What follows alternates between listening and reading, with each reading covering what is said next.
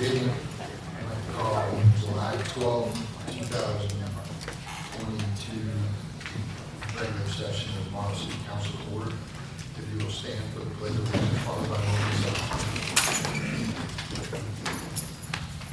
pledge of allegiance To the flag of the United States of America and to the republic for which it stands, one nation, under God, indivisible, with liberty and justice for all.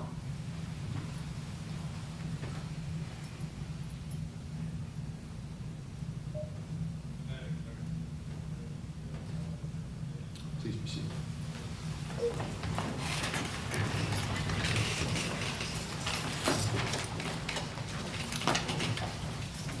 Approval of the June 28th regular minute meeting and June 28th work session meeting. You had that before you. Do I hear a motion to approve? So moved. Do I hear a second? Second. All those in favor say aye. Mr. Mayor, Yes, ma'am. I would like to make an order to discuss and pass. Floor is open for discussion. So council, as I stated in the email and in the work session earlier today, there are motions that recorded incorrectly and also missing recording of motion. And that motion is the first motion after motion number 1 under new business. So I'm asking for the reviewing on the recording versus what the draft currently have, and to make sure that we have a proper record for public. Is that a motion? That's in the discussion I'm asking the council. Any other discussion? That's all. Hearing none.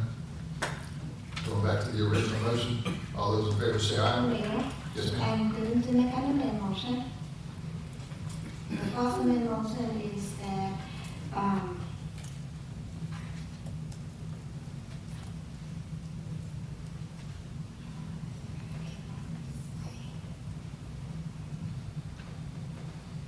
the first amendment motion is,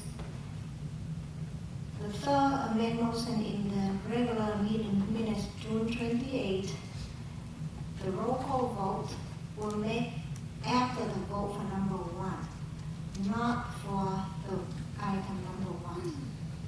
Do I hear a second? Hearing none, motion fails.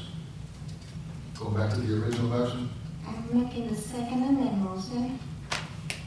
The motion to defer approval of the audit engagement did not describe the reason of the deferral, as it's verbatimly, the motion will requested to have the action recorded verbatimly. Do I hear a second? Hearing none, motion fails. Going back to the original motion. All means, go ahead. I'm making third amendment motion. That the first motion, after motion number 1, the missing is not recorded in the minute draft for the meeting on June 28th. And that motion happened at the minute 1840 of the recording of the city regular meeting. Do I hear a second? Hearing none, motion fails. Going back to the original motion. Break it down, then. I have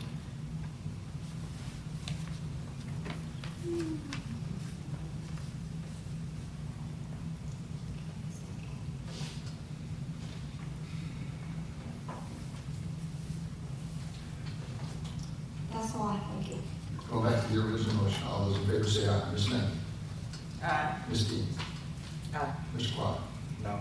Mr. Tran? Nay, I vote yes. That minutes approved. Presentations. I'm making a motion to add the verbatim, following verbatim language into the meeting minutes of tonight, And I'm going to July call you 12. out of order.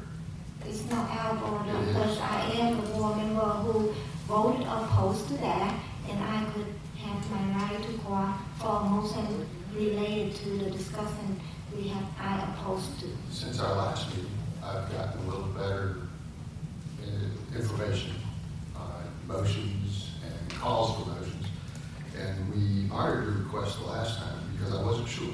Since then, I've had a chance to talk to the city attorney, and once a motion has been approved, you cannot reconsider what you're doing, which is trying to amend a motion that's already been passed. So I simply call it out of order, and it will not be heard. You have a right to make a comment, and there's a comment section for that. You have a right to ask for a reconsideration of a motion, but those are your options. Mr. Mayor, I'm not trying to make an amendment motion. I am the member who voted opposed to the motion, and I have the floor to make the motion, not to amend the motion, but it is a separate motion. On an item that's not on the agenda, you're going to make a motion on something that's not on the agenda. I'm making a motion to related to the approval of the meeting minutes, which is Which has already been decided. notified to public. I know that's been decided by the vote, but because I am the member who voted opposed to that topic, I am calling for, as a board member, I'm calling for the first motion of the motion related to the topic that we already notified public that we are going to discuss about. And what will happen is I will not call for a second. You've been ruled out of order. You're welcome to have a statement. It will be listed as a comment, and we will move forward. In that case, could we get the city attorney give us the legal advice? I believe I had that from last week. If that were the case, I did not get the information, so I'm requesting that information be given to me. Saturday. Go ahead. Comment? My comment is this moment, few motions were recorded incorrectly in the meeting minutes in the regular meeting on June 28, and it's missing, one motion was not recorded in the meeting minutes. Have you made motions accordingly and they have failed? Duly noted. It is not the matter of pass or fail, it's the matter to have it in public record, in a written form of document, so public know how our discussion go and how did we make the decision. With all due respect, Ms. Tran, you're out of order. Presentations, Chief Smiley. Good evening. We had the opportunity to talk during the work session, but I'll just mention for those folks who've joined us, two things that on the horizon for the police department. The first is that we have signed the International Association of Chiefs of Police, or the IACP, Trust Building Campaign Pledge.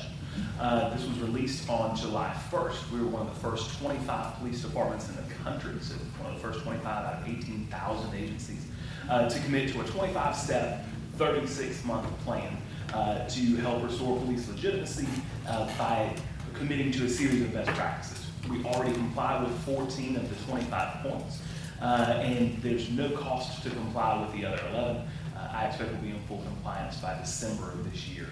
And it's just one more way to be recognized by an international law enforcement accrediting body that our police department is committed to following best practices that responsibly engage the community.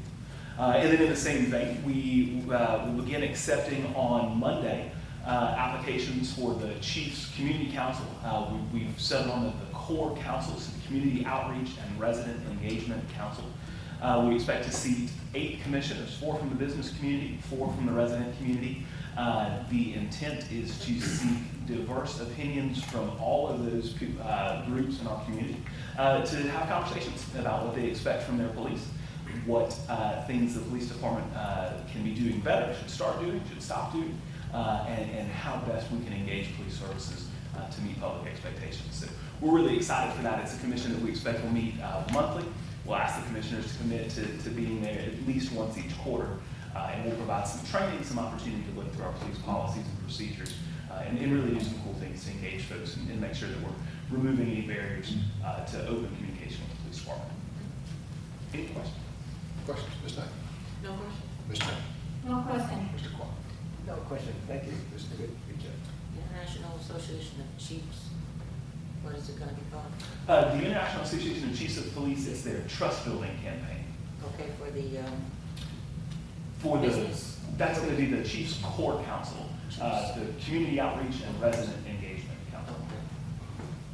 Police officers like that, of course. And you have a program, National Night Out. We've done that a couple of years. We do, that's right. Kind of, outreach program, business and residents. Tell us a little about what are we at, when is it coming? Yeah, so National Night Out is coming on the first Tuesday in August, which is a date I will get for you. It will be on August 2nd.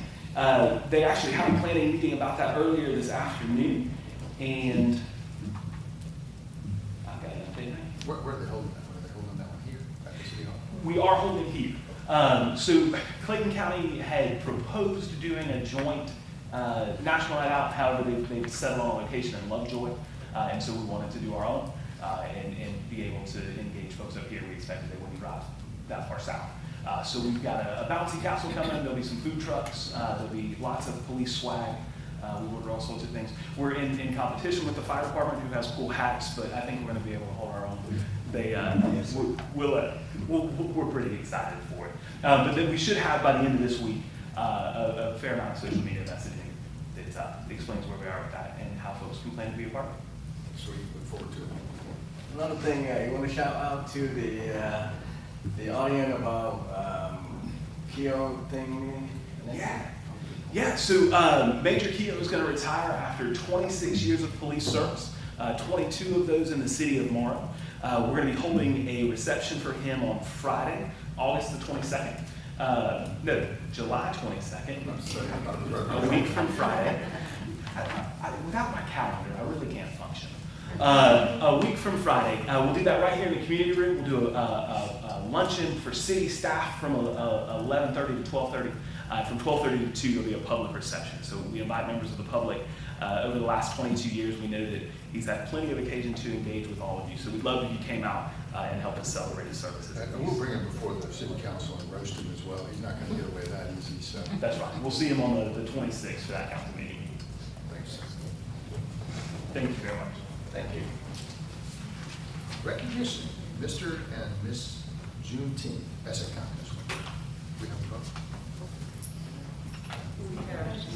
We have Miss Juneteenth here. Just if you would stand up, provide you an opportunity to introduce yourself to the public. And we are quite sure that you are a public Okay. Before I say anything, I just want to say all glory to God, because I thank God that I'm up here and that I got this Juneteenth and that I have the ability to write, to send messages to people, to allow people to have different understandings of the way I view life. I want to say thank you to Mayor and City Council for having me up here. Don't forget your name. Don't forget your name. Name. Oh! I couldn't No hear. pressure, no pressure. See, we don't have to do that. They write their names on front. My name is Christina Burrow, and I'm 16. And I wrote the poem for Juneteenth.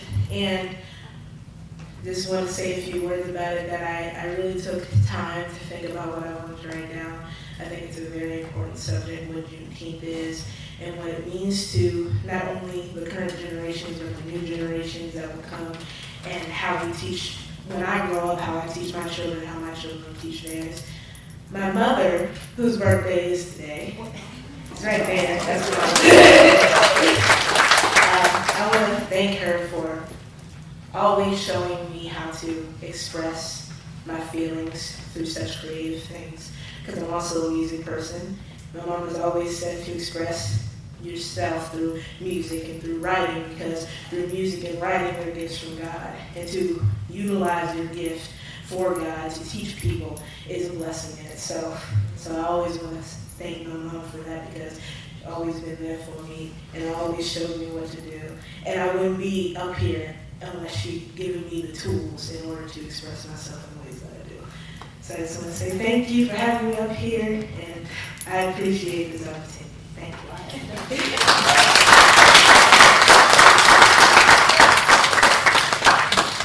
So I do want to add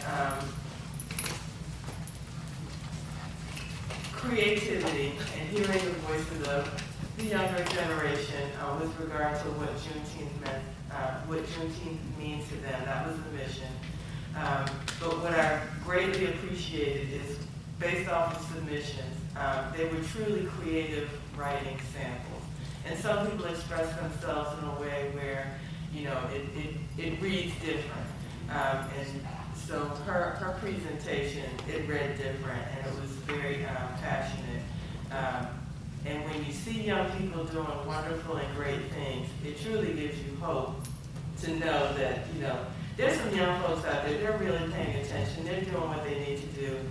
We just have to show up for them and applaud them. And so that's why it was just such a wonderful experience watching those kids do what they did. And Christina Pearl, she was the mom. Yes, ma'am. Do you all have to leave right now? No, ma'am. We Okay, don't. because we'd like to get a picture. Okay, awesome. Thank you. New business.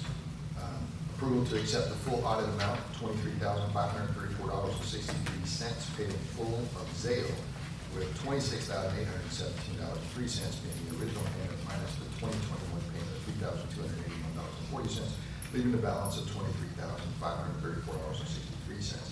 The 2021 payment was for the audit period of 2018 to 20, and the city can release all Zale permits that are being held up. Chief, or Baker. Thank you, sir. This is, as we discussed in the work session, this is the full payment of the audit amounts between the years of 2018 and 2020, and this is what they owe us according to an independent audit by GMA. They did pay the $3,282.40. The remaining balance would be $23,534.63, which they've agreed to pay.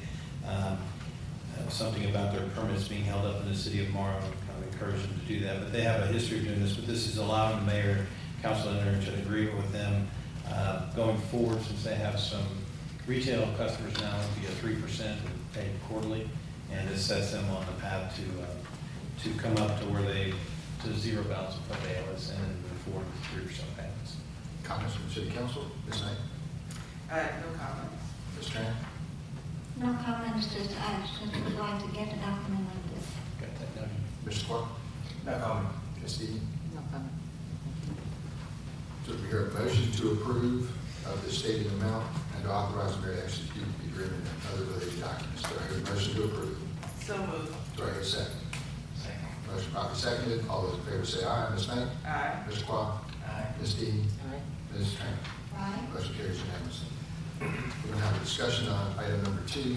We'll go into resolutions. Resolution 22-03, Juneteenth holiday. It's a resolution basically, the city's basically adopted the Juneteenth. There was a question from legal as to whether we had supporting documentation to back all of that up. We can't find it.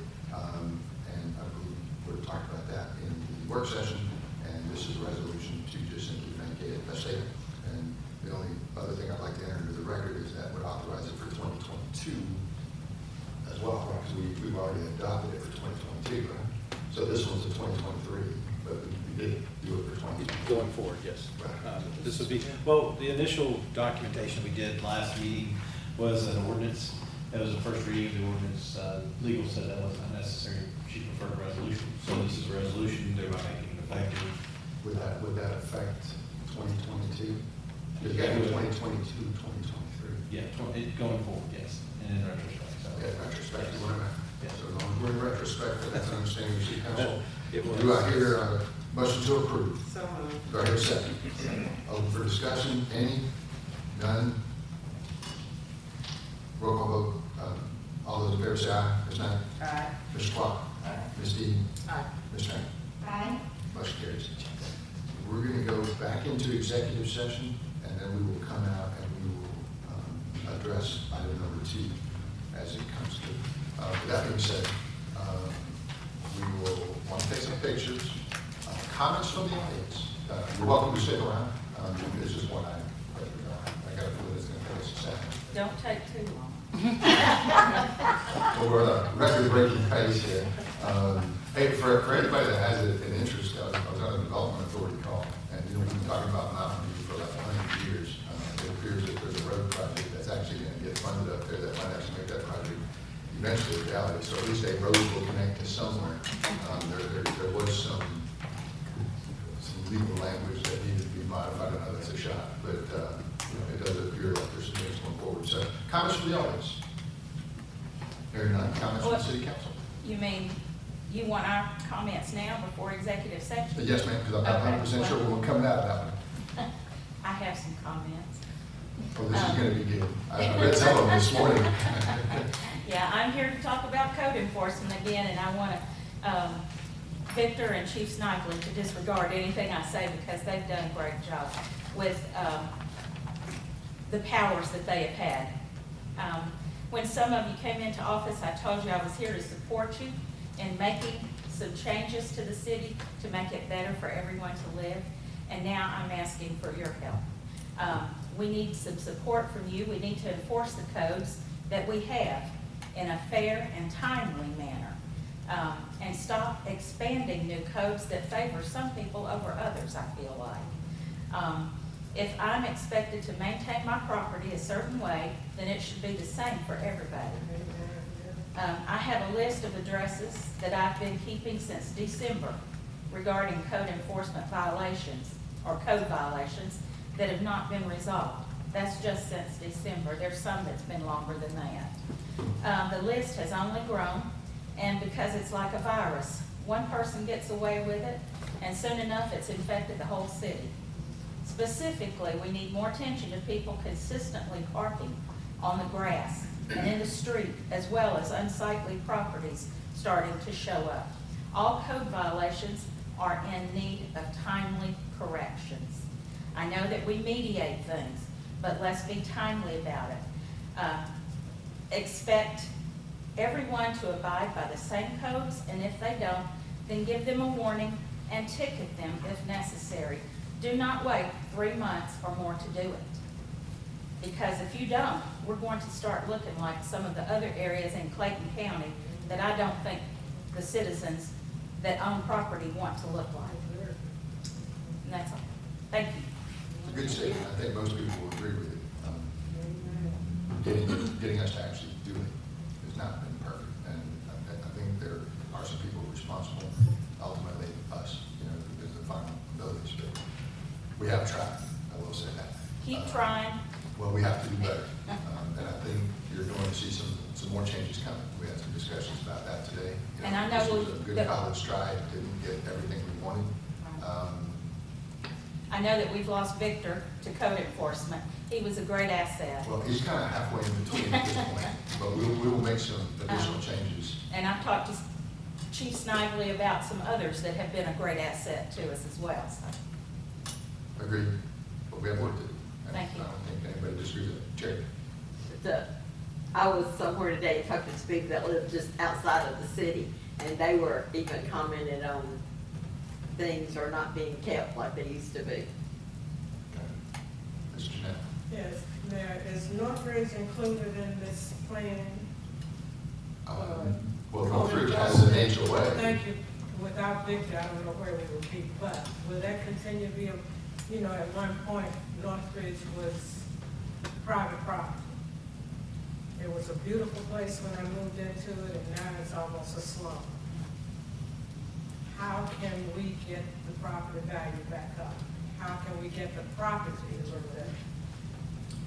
And we have a board, and I've addressed them, and I've talked to everybody, but no one is doing anything. And the house on Meadowbrook, the garage on Meadowbrook, We talking corner? There's a house on Meadowbrook. 6517. Yeah, I think we know which one it is. I just wanted to make sure we had the same, so. Okay, a lady, a friend that lives in Forest Park called me yesterday and asked me why do we have a garage on Meadowbrook, a car repair shop on Meadowbrook. I told him I'd ask you today, so.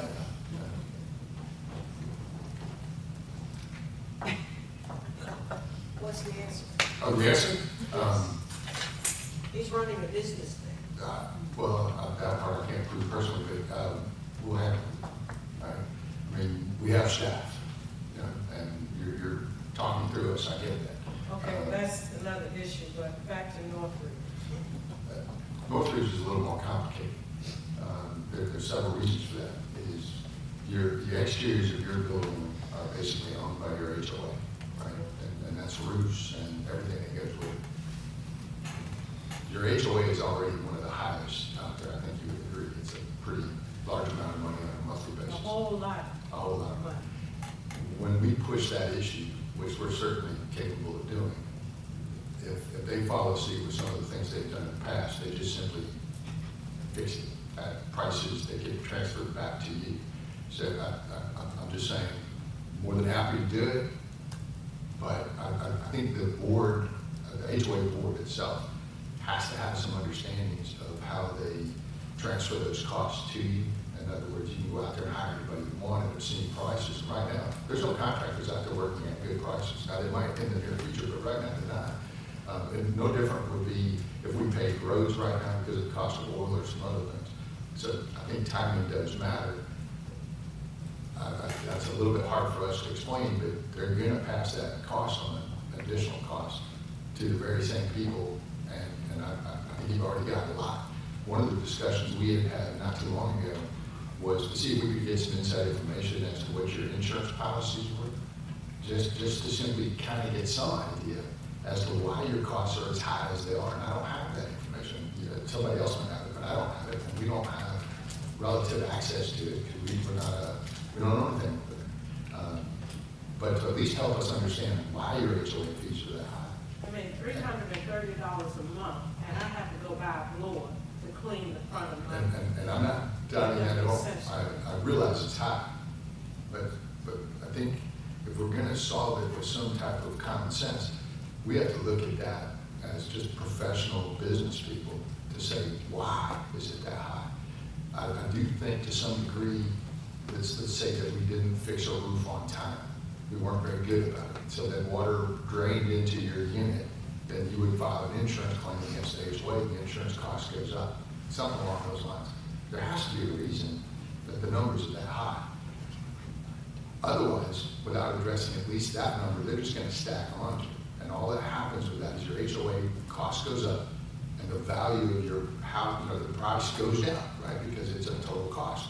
And right now, you also have interest rates that have remarkably adjusted in the last maybe 6 months, right? We went from maybe 3% to 5%.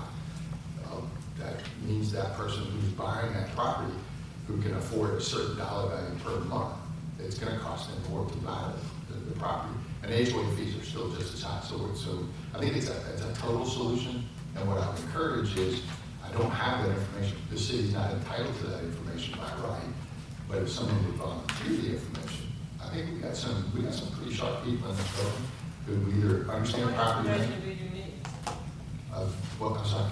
What information do you need? We need to know what their HOA cost number is. You should be entitled to that as an owner, so they can show us what are they charging for and why. It's going to be common maintenance, everything from insurance, taxes. I'll get that for you. And we'll sit down with it. I think once we understand that, we're more than capable. I just don't think, well, I think one of the issues also is that there are more renters now than homeowners. And their attitude toward taking care of the property is not the same. But shouldn't that be on the inside though? So let's say I'm renting and you own next door, what's happening on the inside, none of us can see. I understand. The outside should be just standard HOA, irrespective of whether it's rented or But purchased. that should be, I mean, we have rules and regulations that are not being followed. by anyone now. You know, I mean, even, it's not a good place to be when you're paying the kind of money that we have to pay. It's The awesome. streets haven't been paid. The landscapers come out with blowers, and they blow all the trash up against the fence. Nobody picks up limbs. You know, I spend my retirement taking care of property around my house, which is not fair to me, but I'm paying, writing a check for $330 a month. I And agree. that service should be included. I agree. But I just don't want the city to make it worse. Does that make sense? The dollars out of your pocket being higher and the service probably is not being remarkably better. So you're saying that the city of Morrow has no code enforcement authority over there at all? No. What I'm saying is if we did get into the code enforcement and we pass those additional costs on to the homeowners, or each Not would be paying $350, you'd be paying $450. I think you have to have an understanding as to what the cost is currently so that we can kind of look at just regular business people doing property management and kind of say, why is that? I mean, insurance is going to be a prevailing one, and we just have to look at it. We do property management here too, right? As a city, we understand that you have to replace roofs, you have to replace parking lots, things like that. There's a capital cost to that.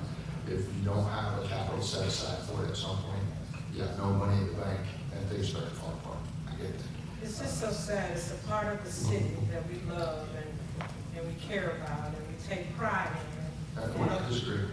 I just It's want sad. better Basically, information before we. When I call him, he comes. You know, there's a car sitting there for months, 2 black tires, you know, I mean, Agreed. I deserve better. I understand. All right, other questions, comments? Comments from the city council? Ms. Knight? I did want to mention that we will be having our back-to-school bash. We are in the planning stages. I'm thankful to City Hall staff. They were thinking, I had the opportunity to speak to some sponsors, and we were thinking, so Synergy was created. Back-to-school bash is going to be on July 21st, our food truck fun day. So look out on the marquee. We're looking forward to serving students in the city.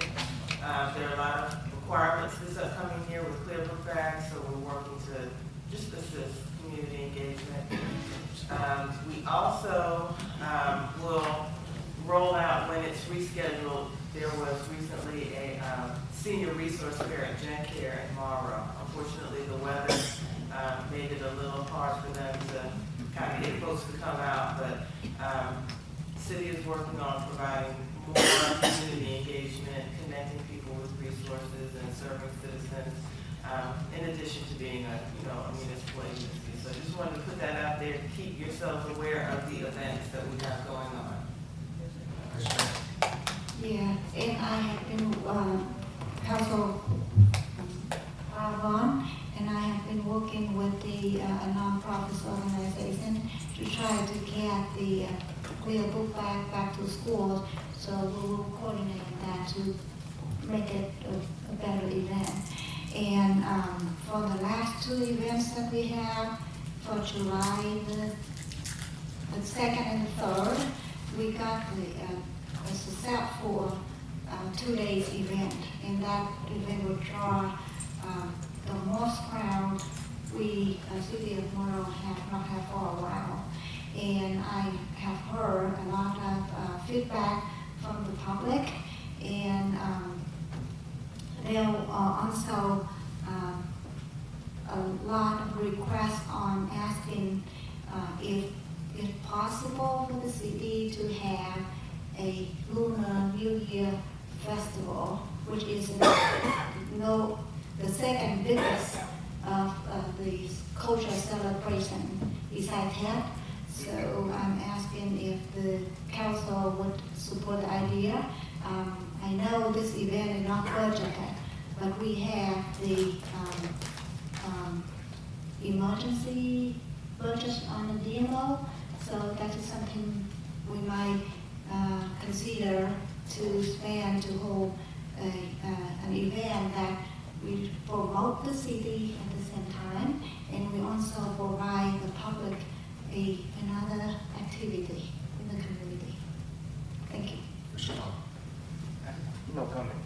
Ms. Dean.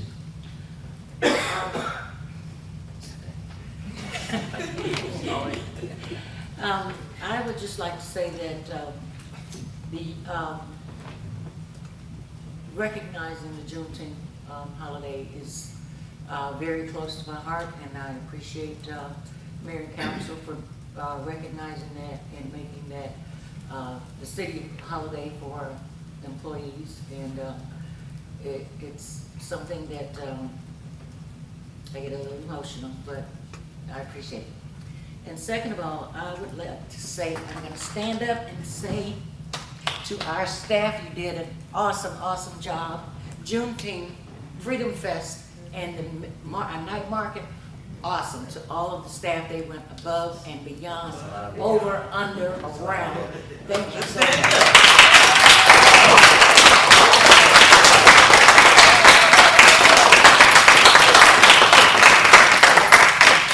Awesome job. And I'd like to remind the audience that the funding for that comes out of the hotel tax and can't be used to pay salaries, pave roads, clean up neighborhoods. You can spend it on advertising on a national radio or something that has nothing to do with Morrow, but to be able to bring that money home and to manage it a little bit differently. And then hopefully to be able to expand it with some local business sponsorship, which is what we were able to do. Ethan Fan stepped out of the box right away with his law firm, came in good. Kathy Wynn over at State Farm, one of the number one State Farm agents in the country, came in. We did get one outside vendor that stepped up pretty high, which was good. 1 mile mortgage was good. And then we had some local small independent businesses, Dairy Queen, partnered down here for a long time. We had to come up with a special arrangement for small independent businesses. Those sponsorships are kind of expensive, and he would have had to sell a billion blizzards to be able to make up for it. So, everybody go, we did ice cream. Stop by the support. Stop by the support, and our regular board sponsors. So we're making progress. We realize we have room for improvement. We have a lot that we learned on this one, and we will learn more. We want to engage good old-fashioned volunteers. Not that it's sometimes it gets to be a long day, but several of you are out there and enjoying yourselves, and that's the best part of a volunteer to have. You're somebody that enjoys being there.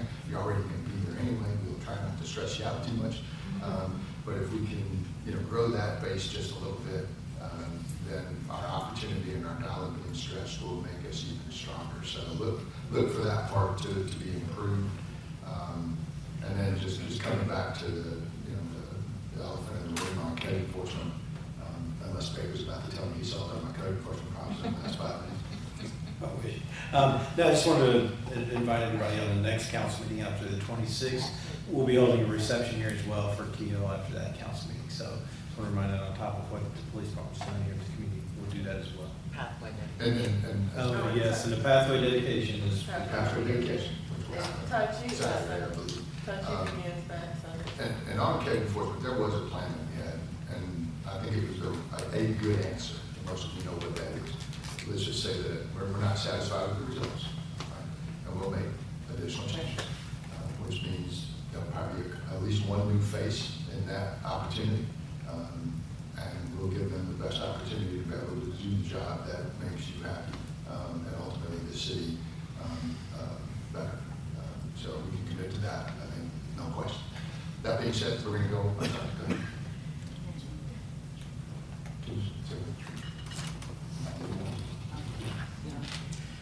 I will.